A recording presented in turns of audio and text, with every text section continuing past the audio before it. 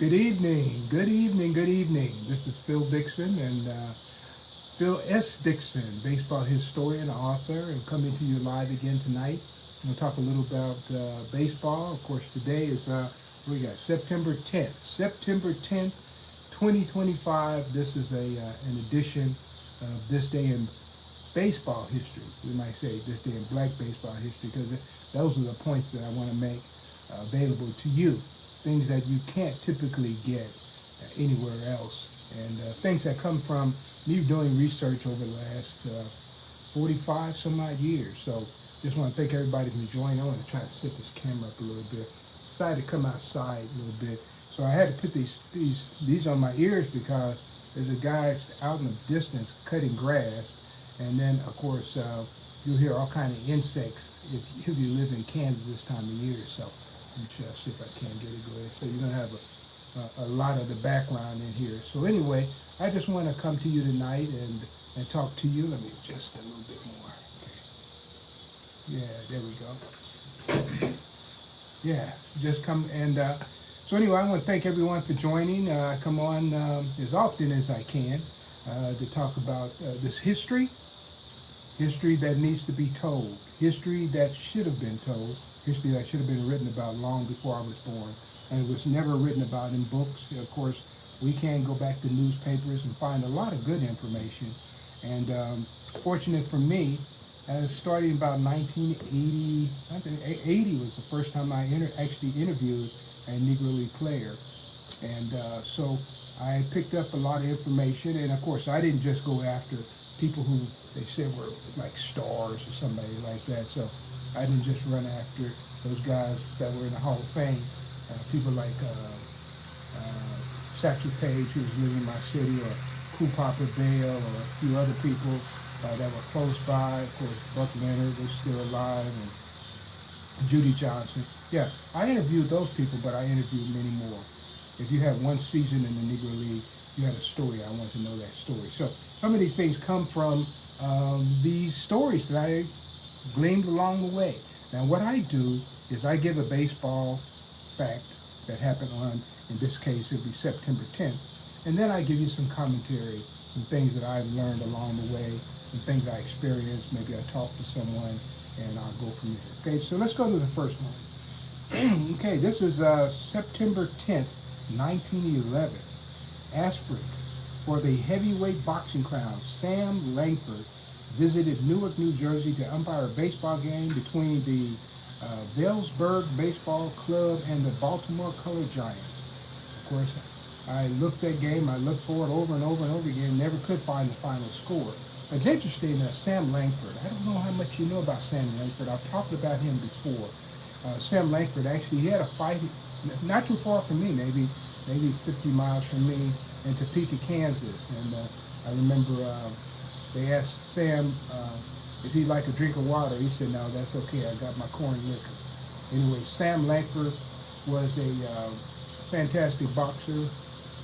And they called him, had a horrible nickname, the Boston Tar Baby. So, horrible nickname, but they tagged a lot of ball players and athletes, black athletes, with some pretty horrible nicknames that basically carry strong racial insinuations in these nicknames. But anyway, Jack Johnson never wanted to fight Sam Langford. And of course, when Jack Johnson became heavyweight champion of the world, there were people who didn't like Jack Johnson. And so they thought maybe if they could get Sam Langford to beat Jack Johnson, maybe they could steal that title from him. And then, of course, then Langford would be the world's champion.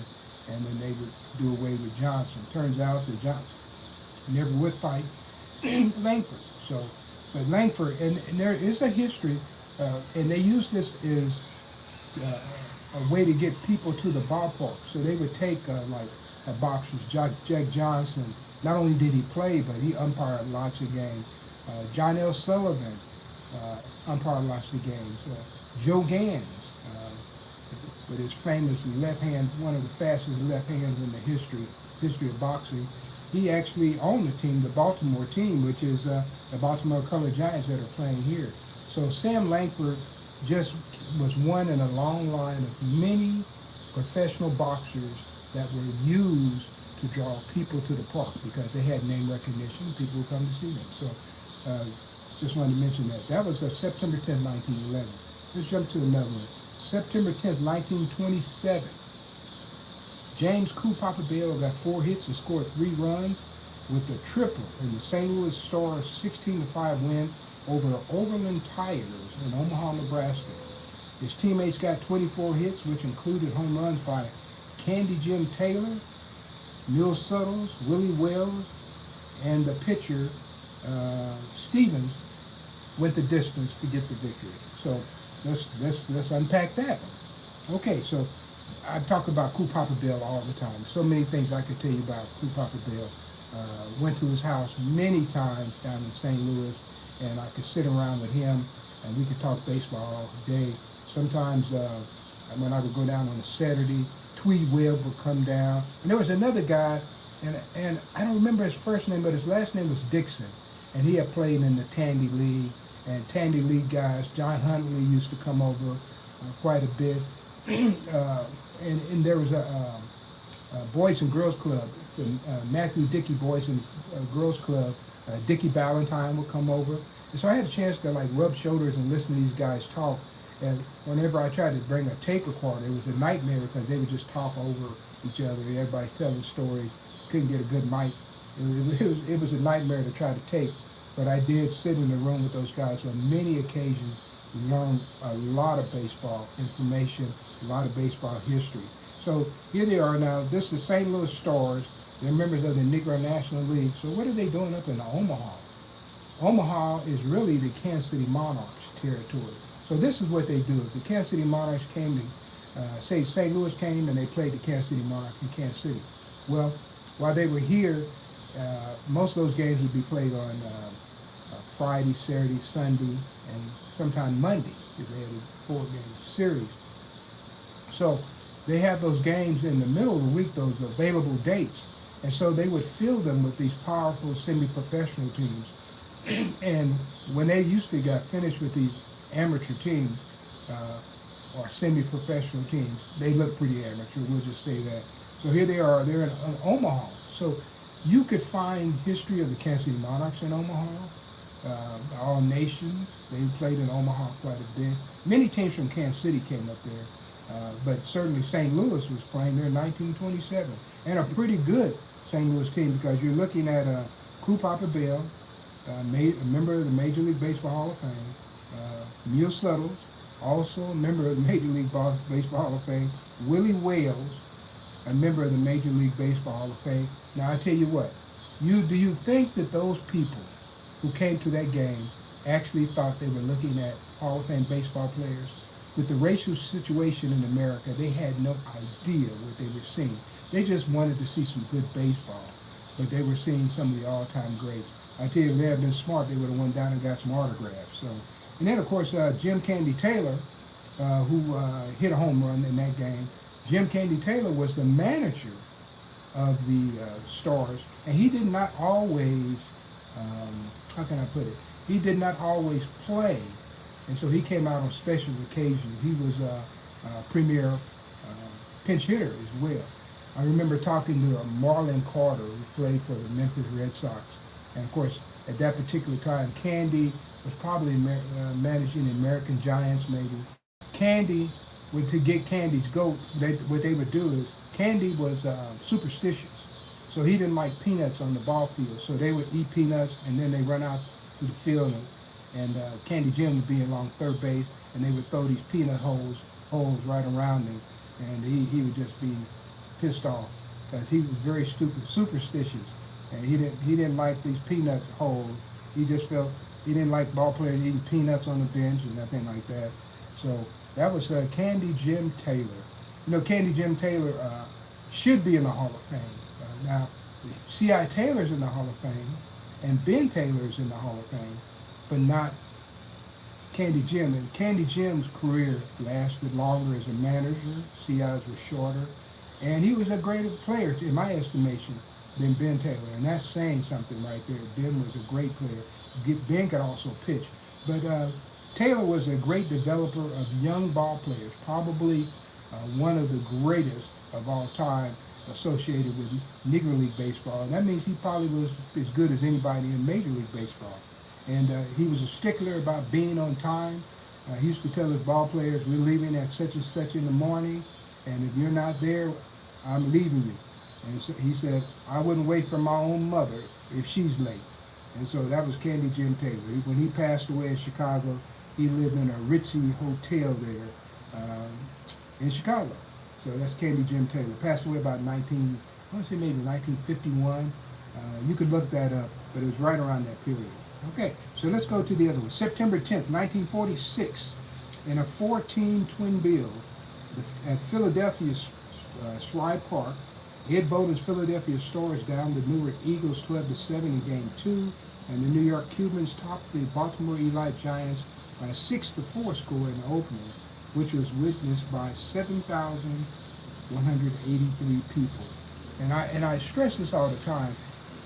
These Negro League teams, they played in many major league, or let's put it this way, National and American League parks. They played in many of them. And sometimes I catch myself when I call the National and American League Major League, because the Negro Leagues are Major League too. So, and people are just coming around to realize that. So I like to say National American League, and maybe we go with Negro League, or the Negro Eastern Colored League, or the Negro American League. And so anyway, that just kind of gives you a history. And these 4-team doubleheaders were, once again, another way to get people into the ballparks. And so the 4-team doubleheaders became pretty popular starting about 1930. Actually, they had some as early as 34, but the East versus the West 4-team doubleheaders became certainly popular in about 1939. So, all right then. So we'll go to one more. How about this? Go to September 10th, 1961. Lou Brock, a future Hall of Fame outfielder, appeared in his first major league game with the Chicago Cubs. He is age 22. Thank you, Lou, for your legacy in baseball, and we salute you for all that you did. Lou Brock. And most people, if you're kind of like just a nominal student of baseball history, you know that Lou was with the Cardinals and did wonderful things. But yeah, he actually started off with the Chicago Cubs and was scouted by Buck O'Neil to come to that team. And of course, he was traded. I want to say it was Ernie Biglio. It was one of the most lopsided trades ever, and the Cubs didn't get anything out of it. And St. Louis got several World Series and an all-time stolen base leader until Ricky Henderson came along and smashed his record. That was Lou Brock. Met Lou on several occasions. He used to come to Kansas City. First time I met Lou, I was at a baseball card show in Oklahoma City. That was in the early 80s. And we took a picture together. A guy had a great camera. He took a picture with me and Lou. And I never did get that picture. I would love to have it now. But certainly one of the all-time greats. I have a great photograph of Lou and his wife. Let's see, Mudcat Grant's in that picture, Connie Johnson in that picture, and we were down at the Negro Leagues Museum and they were looking at a scrapbook that I had. So anyway, Lou Brock. So this is kind of what I do, and I just come on and try to bring you baseball history. So if you like these kind of interactions, and once again, we're coming straight at you. I don't bring a lot of the current baseball history. I could. I watch baseball every night, but I kind of like some of the older things because these guys deserve recognition too, and they just don't get enough of it. So tonight, I guess we talked about Sam Langford, Cool Papa Bell, a little bit about Willie Wells, knew Willie very well. So we had a little bit of Willie Wells and actually Ed Bowden. Ed Bowden, didn't mention him much, but I'll have to come on and talk about Ed. He was also instrumental in getting the Hilldale team put on the map. So that's Hilldale Derby Daisies out of Philadelphia. Of course, we ended up talking about Lou Brock and Buck O'Neil scouted him. And Buck O'Neil is in the Hall of Fame, and so is Lou Brock. So guys, that kind of summarizes it for tonight. It's not a long program. The other day I did one that was like 30 minutes, but I'm going to be in Rocky Mount, North Carolina on Friday night. I'll be there with Sean Gibson, and we'll be doing a program there. Sean is going to talk about statistics, and I'm going to talk about the baseball history, Negro League baseball history, just kind of like an overview, the way that I do it. And probably I'll come and I've got a couple of poems that I've written, and I'll open with those. And I'm going to bring my trumpet along, and so I may, who knows, I'll probably they take me out to the ball game and get people charged up or something. I don't know, but we'll have fun, and I'm interested in looking forward to hearing Sean speak. And so anyway, guys, I just want to thank you for chiming in tonight. And the guy, I think the bugs have started to quiet down, and I think that guy put his lawnmower up. And so it turns out to be a beautiful night. If you look behind me, there's not a cloud in the sky here, and we're probably about, say about low 80s here in Kansas City. Hey, and if you ever get down to the Negro Leagues Museum, you'll see a lot of photographic images of some of the ball players we're talking about. And of course, I'll post a few. And you can follow me on, I have a web page, and it's NLB Alive, like Negro League Baseball Alive.com. Of course, you can follow me on Twitter. I'm at Negro League Man. Of course, here on YouTube, you can go Phil S. Dixon or at Negro League Man. Or you can follow me on Facebook, Phil S. Dixon. Phil, Phil S. Dixon. I always say Dixon like President Nixon, but with the D. So anyway, thank you guys. I appreciate your support every night, and or as often as I can get here. And I'll take lots of film this weekend and go by and visit Buck Leonard's gravesite and some few things like that. So I'm excited. We've got a great weekend coming up and some wonderful things coming up toward the end of the year. I think that you guys might want to follow. If you go back and look at some of my pages, you'll see I was recently in New Orleans and did some wonderful things there. Took some film, went down to the Superdome down there when they had the anniversary for Katrina. So anyway, thank you guys. I'm out for tonight, and I will see you soon. Have a nice evening.